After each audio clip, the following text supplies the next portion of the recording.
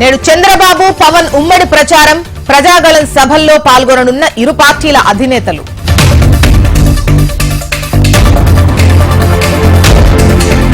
కోమటిరెడ్డి రాజగోపాల్ రెడ్డి ఇంటికి సీఎం రేవంత్ రెడ్డి, భువనగిరి పార్లమెంటుపై ఎన్నికలపై సమీక్షా సమావేశం.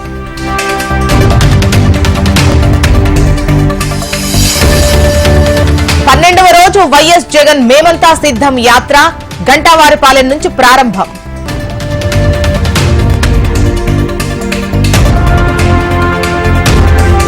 నుంచి కేసీఆర్ పార్లమెంట్ ఎన్నికల ప్రచార కార్యాచరణ సిద్ధం చేసిన బీఆర్ఎస్.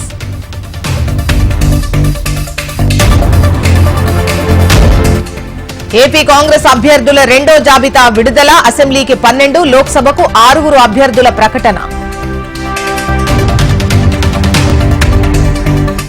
నేడు జగిత్యాల జిల్లాలో బీఆర్ఎస్ అధినేత పర్యటన, జగిత్యాల ఎమ్మెల్యే సంజయ్ కుమార్ ను పరామర్శించనున్న కేసీఆర్.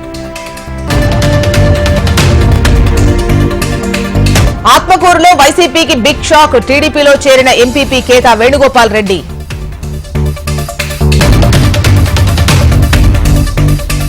మరో అభ్యర్థిని ప్రకటించిన జనసేన, పాలకొండ జనసేన అభ్యర్థిగా నిమ్మక జయకృష్ణ.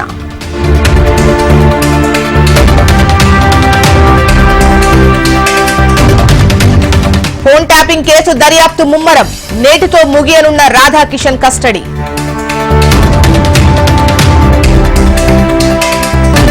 రమజాన్ ప్రత్యేక ప్రార్థనలు, రేపు హైదరాబాద్ లో ట్రాఫిక్ ఆంక్షలు.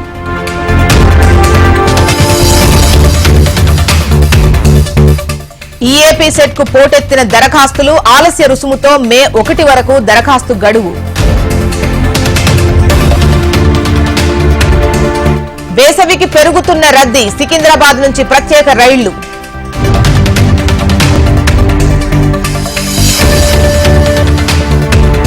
తెలంగాణలో తగ్గిన ఉష్ణోగ్రతలు, నేడు రేపు తేలికపాటి వర్షాలకు ఛాన్స్. ఏపీలో దంచి కొడుతున్న ఎండలు, నేడు 11 మండలాల్లో తీవ్ర వడగాలులు. తమిళనాడు ఎన్నికల ఫలితాలు దేశ రాజకీయాల్లో కీలక పాత్ర పోషించాలి, ప్రతిపక్షాలపై మోడీ కక్ష సాధింపు చర్యలన్న స్టాలిన్. లోక్సభ ఎన్నికల నేపథ్యంలో మహారాష్ట్రలో కీలక పరిణామాలు, బీజేపీ కూటమికి బేషరతుగా మద్దతు ప్రకటించిన రాజ్ ఠాక్రే.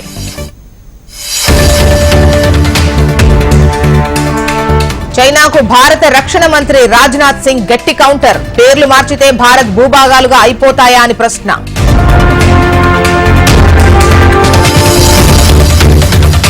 దేశవ్యాప్తంగా రమజాన్ సందడి, శ్రీనగర్లో కిక్కిరిసిపోయిన దుకాణాలు.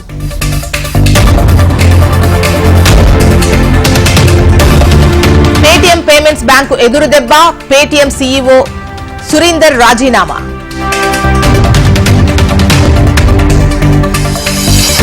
ఈ ఏడాది సాధారణ వర్షపాతం అంచనా వేసిన సైమెట్.